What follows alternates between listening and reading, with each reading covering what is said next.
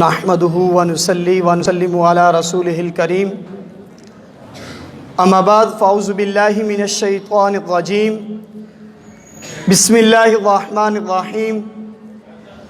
میرے نہایت واجب الاحترام اساتذہ اکرام اور میرے ہم سفر طالب علم ساتھیوں، آج کے اس ایوان میں میرا موضوع گفتگو ہے سیرت سیدنا صدیق اکبر رضی اللہ تعالی عنہ۔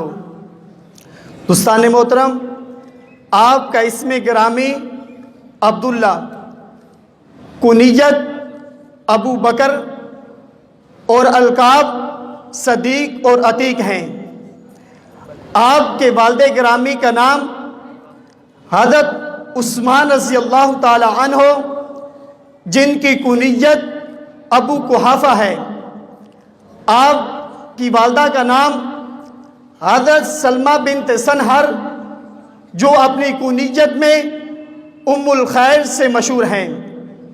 دوستان محترم، سیدنا صدیق اکبر رضی اللہ تعالی عنہ کی ولادت کے بارے میں علامہ ابن حجر عسقلانی فرماتے ہیں کہ سیدنا صدیق اکبر رضی اللہ تعالی عنہ واقع فیل سے تقریباً 2.5 برس بعد 572 ہجری میں پیدا ہوئے۔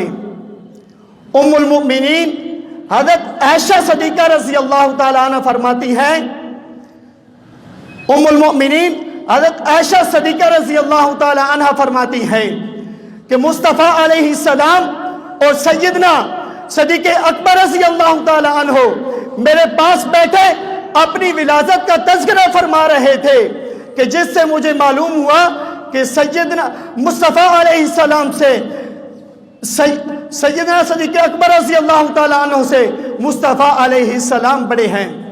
دوستان محترم، سیدنا صدیق اکبر رضی اللہ تعالی عنہ اسلام قبول کرنے والے اولین لوگوں میں سے ہیں۔ آپ رضی اللہ تعالی عنہ کو یہ بھی اعزاز حاصل ہے کہ آپ کا تمام خاندان مصطفیٰ علیہ السلام کے دست مبارک پر اسلام میں داخل ہوئے اور صحابی رسول ہونے کا اعزاز حاصل کیا۔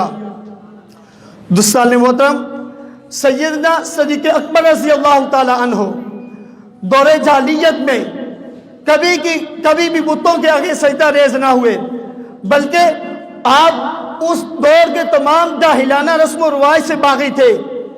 تو ایک دفعہ آپ نے صحابہ اکرام کی مجلس میں فرمایا کہ میں نے کبھی کسی بت کے آگے سجدہ نہیں کیا۔ تو جب میں سن بلوغ کو پہنچا تو میرے والد گرامی مجھے ایک کوٹھری میں لے گئے جہاں بت موجود تھے، تو مجھے اس کوٹھری میں بند کر دیا۔ تو جب مجھے بھوک لگی تو میں نے ایک بت سے کہا کہ میں بھوکا ہوں، مجھے کھانا دو۔ اس نے کوئی جواب نہ دیا۔ تو پھر میں نے ایک بت سے کہا کہ میرے پاس لباس نہیں ہے، مجھے کپڑے دو۔ تو اس نے کوئی جواب نہ دیا۔ تو میں نے ان بتوں کو پتھر مار کر توڑ دیا۔ دوستان محترم، سیدنا صدیق اکبر رضی اللہ تعالی عنہ پیشے کے لحاظ سے کپڑے کے تاجر تھے، اور آپ رضی اللہ تعالی عنہ ملک شام اور ملک یمن میں تجارت کی غرض سے تشریف لے جایا کرتے تھے۔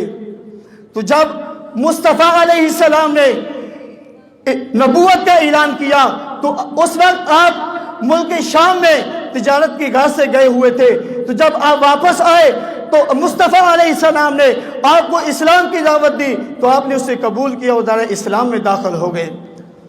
دوستان محترم، حضرت ابن عمر رضی اللہ تعالی عنہ فرماتے ہیں سیدنا صدیق اکبر رضی اللہ تعالی عنہ کی موت کا سبب یہ تھا کہ آپ ہمہ وقت مصطفیٰ علیہ السلام کی یاد میں روتے رہتے تھے، جس کی وجہ سے آپ کی طبیعت دن بدن خراب ہوتی گئی۔ تو بیماری کے دوران سیدنا عثمان غنی رضی اللہ تعالی عنہ آپ کی تیمارداری میں رہے اور تمام لوگوں سے بڑھ کر آپ کی خدمت میں موجود رہے۔ وصال کے وقت آپ کا قیام سیدنا عثمان غنی رضی اللہ تعالی عنہ کے مکان کے ساتھ والے مکان میں تھا جو مصطفیٰ علیہ السلام نے آپ کے لیے وقف کیا ہوا تھا۔